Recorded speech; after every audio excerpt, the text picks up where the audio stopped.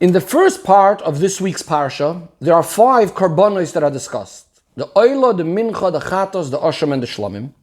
By each one of them, the pasuk starts off by saying, zois toiras, or vis zois toiras, of this particular carbon. These words, zois toiras, simply means, these are the laws of this particular carbon. Now, even though these are dinim, and the karbonos over here are things that are mentioned already in Parshas Vayikra, nevertheless, it makes sense simply to say, zois toiras, these are the laws, because there are new dinim, new laws that are being added over here that were not said in the previous parsha.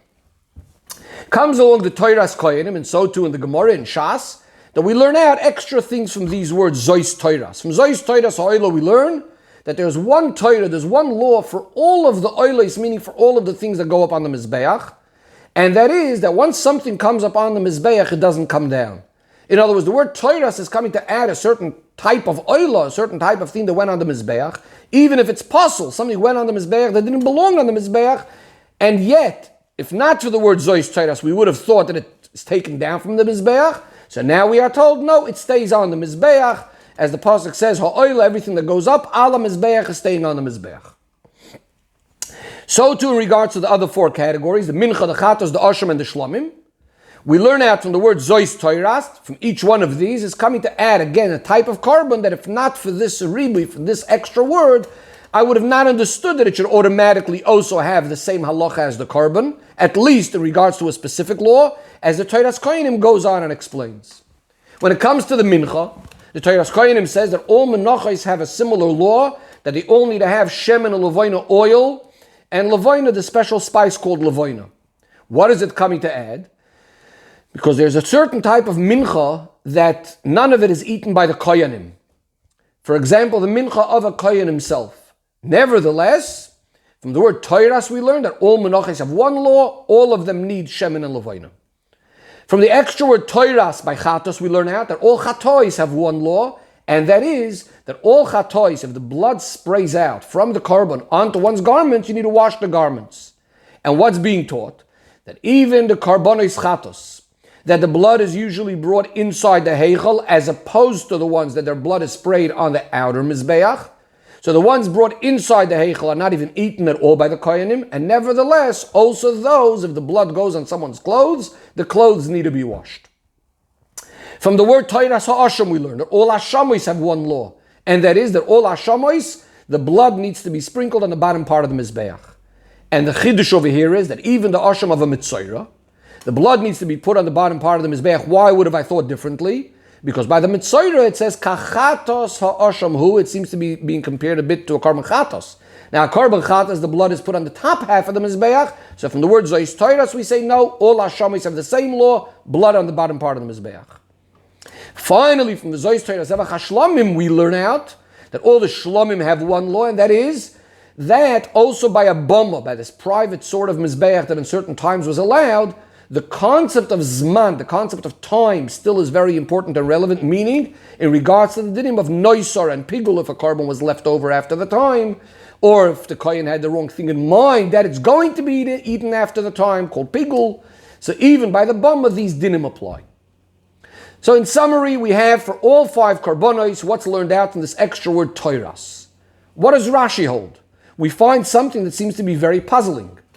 The first 2 times when it says zois toiras, that is the oila and the mincha, Rashi explains what toiras is coming to add. That they all have one Torah, one law, and brings exactly the same things that the Toiras Kohen brings in regards to the oila and regarding the mincha.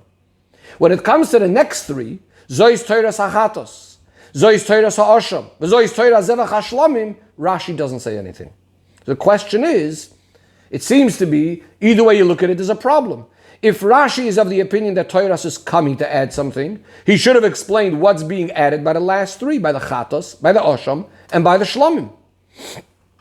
If Rashi is of the opinion that al derech hapshat there's no need to learn out Torah from the word Toiras anything, Toiras just simply means these are the laws, then why does he need to explain by the oila and the mincha what we're learning out from it? So the Rebbe says, seemingly we would have been able to try to answer it in the following way. As a rule, Rashi says, we do learn out something from Toiras. As Rashi says himself by the oila, he says, Shekol, Torah, every time it says Torah, it's coming to add something. That it all has one law, etc. And the reason why Rashi doesn't tell us by the last three what it's coming to add is because he's relying that once I told you this rule already, you're going to understand yourself that we need to learn something out from it, and you'll figure out what laws could be learned out from this. If that's the case, why by the mincha, the second case, does Rashi still tell us what we learn out from it? Why isn't he relying like he relied for the last three, the chatas, the asham, and the shlomim, that you're going to figure it out yourself? Why doesn't he rely on the mincha also that you'll figure it out yourself once he told you the rule already by oila that we learn out something from Torah? So the Rebbe says because Rashi is not relying that the Talmud is going to figure out this idea that all karbonis mincha are going to need the shemen and levoina. Because I may have thought that only a mincha of a Yisrael needs shemen and levoina. A mincha of a Yisrael, that part of it is burnt on the mizbeach and part of it is eaten, as opposed to the mincha of a kohen that's completely burnt, is because perhaps by the mincha there's room to make a mistake. The Talmud could have thought that the word Zois Toiros is coming actually to teach us a different din completely. Because the Gemara actually learns out from the Zois Toiros HaMincha that all menachos have one Torah, that even the menachos that doesn't say clearly that the rest of it has to be eaten by the koyanim, like the mincha of a choytei, of a sinner. So nevertheless, these karbonos, again besides specific menachos, but generally other menachos, even though as they don't say clearly that the rest of it is eaten by the kohen, is eaten by the kohen. In order that we shouldn't think that Zois Toiras HaMincha is coming to add this law that the rest of menachos are eaten by koyanim. In other words, that the minchas choytei, the kohen gets to eat the remaining of that carbon as well as the Gemara does. This is why Rashi needs to bring what the Toiras koyanim says, so we shouldn't make that mistake. Because Rashi had already actually told us earlier that the actual halacha that the Gemara tries to learn out from these words, that a minchas choytei, the rest of it is eaten by a kohen, according to Rashi, lefi pshutoi, it's actually learned out from a pasuk in the previous parsha that said v'hoiso la kohen kamincha, and therefore Rashi needs to tell us, no, we're not learning that out. We're rather learning out a new din over here about the shemen and levoinim. But the Rebbe says this is not enough of an explanation. In other words, to say that generally Rashi is relying on the menchamish l'mikra, and in this particular case, he was worried that the menchamish l'mikra might learn out something wrong. So the Rebbe says 2 points. First of all, since Rashi told us already where we learn out the idea that the minchas choyte, the rest of it is eaten by the kohen, we learned it out from a pasuk and Parshas Vayikra, there's no need for Rashi to worry now that that's what the menchamish l'mikra is going to try to learn out from the Zois Toiras HaMincha. Rather, of course, he'll look for something else. If we use the logic that the menchamish l'mikra is going to figure out by himself what to learn out, then he's not going to try to learn out the din that the koyanim eat the rest of the mincha, because that we learned out already from a previous pasuk. So all he'll be left with is this halacha that shemen and levoinim need to be added to all menachos. But more importantly, the Rebbe says, how can you possibly say, it doesn't make sense to say that Ben Chamish L'Mikra is going to figure out all of these extra things that the Toiras Koyanim tells us in regards to these karbonis, the chatos, the asham, and the shlomim. And the Rebbe goes through them one by one. When it comes to Toiras HaChatos, from which we said we learn out, the Toiras Koyanim learns out, that the blood that's sprinkled on a garment, even from a carbon chatos that comes inside the heichel. So this is what we learn out. So the Rebbe says, how can Ben Chamish L'Mikra think that this is what we need to learn out? In fact, he would have thought exactly the opposite. You don't even need to learn it out from anything. The logic would be, if chatois achitzoinis, if the carbonis chatos that remain outside the heichel, and if their blood sprinkles on garments, you need to wash those clothes, how much more so a chatos apanimis, which is a much more strict type of carbon chatos, there of course you have to wash it off. In fact, the only reason the Toiras Koyanim needs a posuk for it is because, in other words, that the Toiras Koyanim says that I would have thought maybe I shouldn't wash it, and therefore I need a pasuk to tell us to wash it, is a whole kal v'chomer of kotche kotchim, which the Rebbe says the Ben Chamish L'Mikra wouldn't even know, as we'll see in a minute. The Toiras Koyanim goes like this. If kotche kotchim, which these are the highest level of karbonis, which are generally compared to the outer chatos, and they're compared to the outer chatos in the sense that both of them, kotche kotchim and a chatos chitzoinis, the kalim, the dishes, the pots that they go into, you need to wash, you need to rinse, and so on. And yet, kotche kotchim, don't need to wash the clothes that the blood came in contact with. So how much more so, it says the Torah's Kohanim, the chatos hapnimis, the inner chatos, which you don't even need to wash the pots and kelim that it was in. How much more so, seemingly you shouldn't need to wash the clothes that it came in contact with. And therefore, we need a pasuk to say you do need to wash the clothes. That's the pasuk in our parsha of Zois Toiras. But the Rebbe says it doesn't make sense that Rashi is relying that the Talmud will first figure out that kal v'chomer, and therefore need the pasuk of Zois Toiras to teach us that we need to wash the clothes of the chatos pnimis, because again, he would have said that's an obvious case. Especially that this whole law, that the chatos pnimis you don't need to wash the kelim for, different to a regular chatos, is something that Rashi doesn't even mention anywhere in Chumash. How's the Ben Chumash Lipskier even supposed to know that? When it comes to the Zois Toiras Hasham, and we said it's about spraying the blood on the top part of the Mizbeach or the bottom part of the Mizbeach, the whole concept of Hasham Mitzoira is only going to be spoken about later in Parshas Mitzoira. How can you expect a Talmud will over here in Parshas Tzav by himself be able to figure out what the Toiras Kohanim is saying about the Hasham Mitzoira, that also that blood needs to be put down Lamata when it's something that he didn't even learn about yet? And certainly, says the Rebbe, you can't expect the Ben Chumash Lipskier to understand by himself from the Zois Torah Zevach Hashlamim that it's coming to add the dinim of Zman regarding a Bama, as the Torah's Kohanim learns out, especially again that these are dinim that are only going to be spoken about later in Parshas Re'eh. So in summary, the Rebbe's question is really back to square one. Why is it that by the first two, by the Oila and the Mincha, Rashi found it necessary to say what we learn out from it, and by the last three, the Chatos, the Osham, and the Shlomim, Rashi doesn't say a word. So the Rebbe explains it as follows. The truth of the matter, according to Derech HaPshat, it's understood that when we say that you learn out something extra from the word Torah, every time it says Torah is coming to learn out something extra, it's only if the word Torah is extra, if it's unnecessary. Or even more so, it seems to be not even fitting in the pasuk. For example, when it says Zois Toiras Oila, if we would translate it, these are the laws of the Oila, there's a problem. Most of the halachos of Oila were already said in Parshas Vayikra. How could you come along and say Zois Toiras Oila, these are the laws of the Oila, as if these few laws over here is the laws of the Oila? Most of the halachas said already earlier. Therefore, we must say it's coming to add something. It's coming to add something regarding all things that go up on the Mizbeach, don't come down. The Rebbe says the same thing is true when it comes to the Mincha and when it comes to the Chatos. Most of their halachos said already clearly in Parshas Vayikra. There's very few dinim that are added over here. When it comes to the Zois Toiras Ha'asham, now the dinim of Korban Asham don't actually say in Parshas Vayikra. In Parshas Vayikra it only said who brings a Korban Asham, but not the dinim of a Korban Asham. Therefore, when it says Zois Toiras Hasham, the translation is very simple. These are the laws of the Korban Hasham. There's no problem. There's no need to add anything. So too when it comes to the Shlomim. When it says Zois Toiras Zevach HaShlomim, it's referring over here to a Korban Toida, as the pasuk itself goes on and says Imal Toida Yakrivenu, etc. So the whole concept of a Korban Toida is not even mentioned in Parshas Vayikra. So when it says Zois Toiras Zevach HaShlomim, you don't have to learn anything out from it. It means simply Zois Toiras, these are the laws. So what about the Korban Chatos? Why does Rashi not say anything by the Korban Chatos? Which, Zois Toiras HaChatos, we cannot say that it means simply these are the laws of the Korban Chatos, because in this case, most of the halachas of the Korban Chatos, in fact, did say in Parshas Vayikra. So why does Rashi not say anything? So clearly, Toiras over here does have to add something, because it can't mean that these are the laws, it's clearly coming to add something. So why does Rashi not say what it's adding? So the Rebbe says we must say that in the case of the Korban Chatos, it is so obvious what it's coming to add that Rashi doesn't have to say anything. And the reason for this is, what does it say right after Toiras HaChatos? The halacha that says is, in the place where the Korban Oila is shechted, that's where you shecht the Korban Chatos.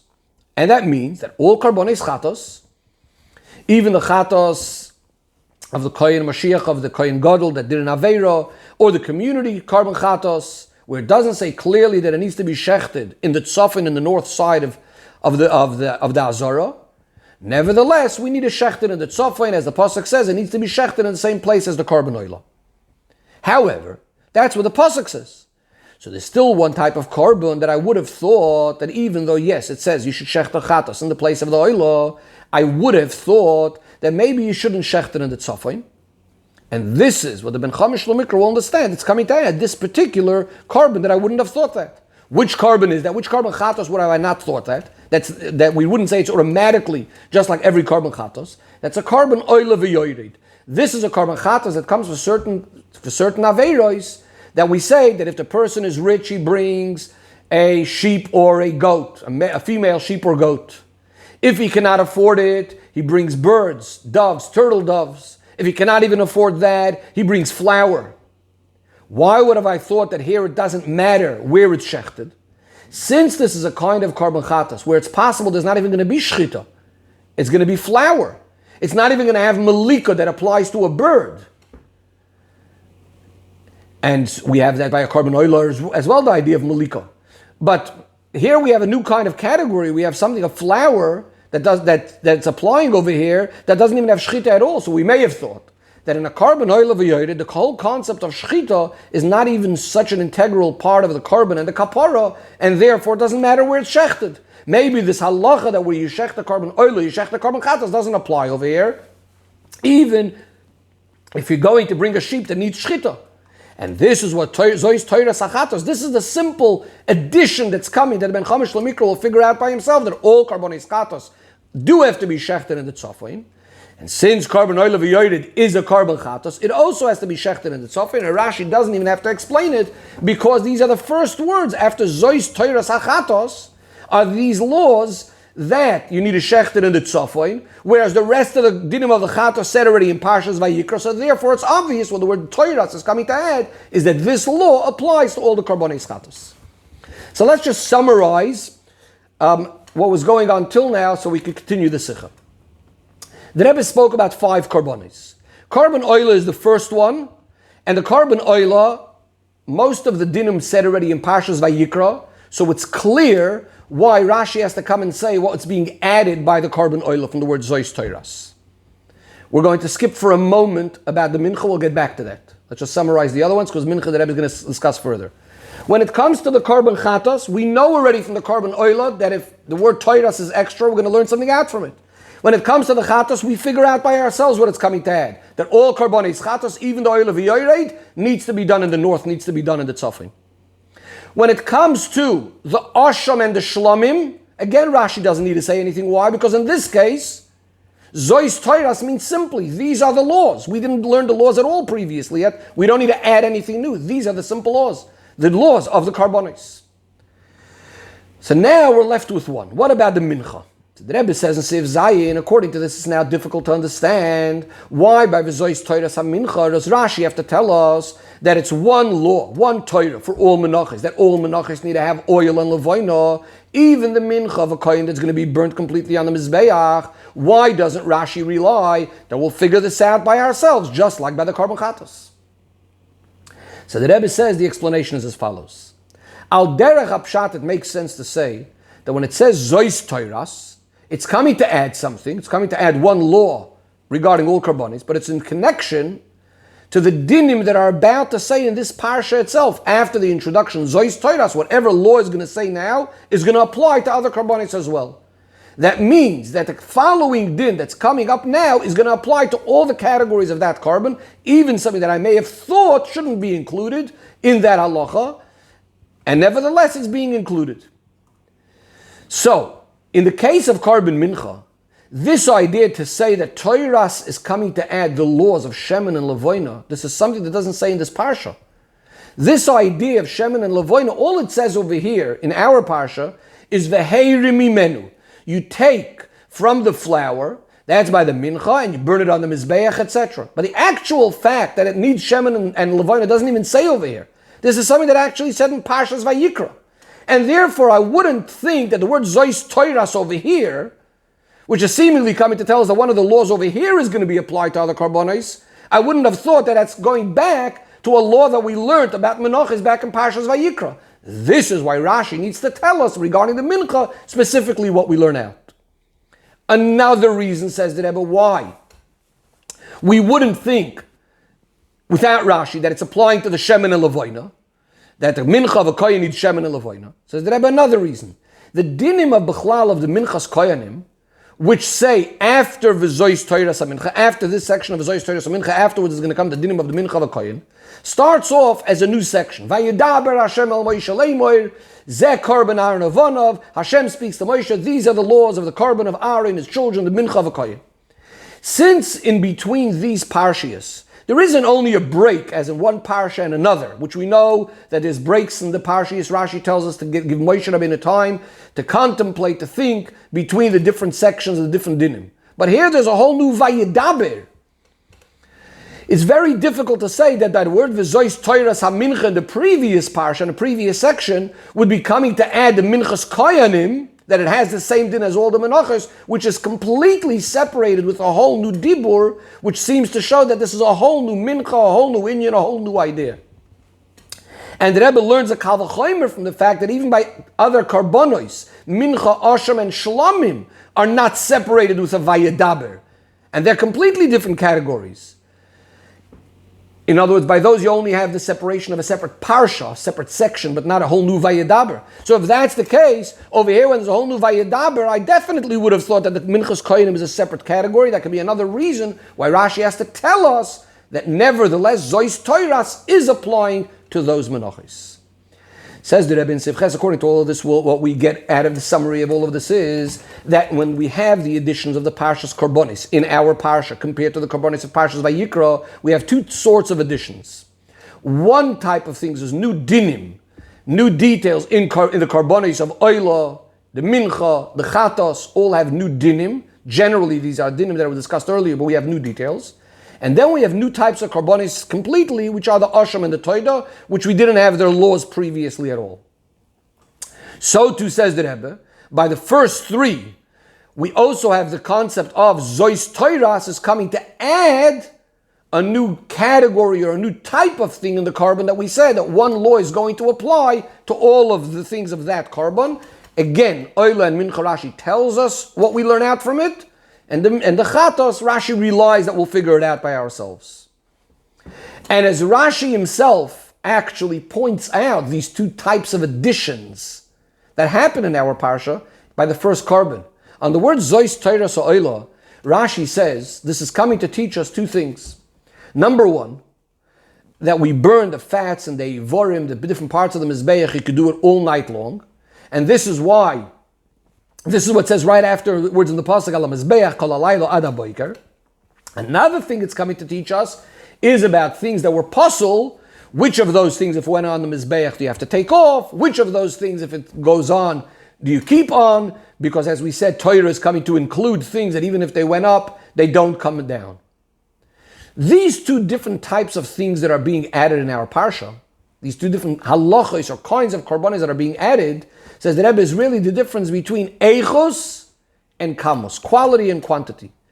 The first category, says the Rebbe, is a hisofan addition in the quality of the carbon, meaning to say, we know about the karbonis already, but new dinim are being added in the carbon. That means we have the same category of a carbon, but now there's new dinim, new aspects being added. So in other words, what's being added is to the quality of the carbon itself.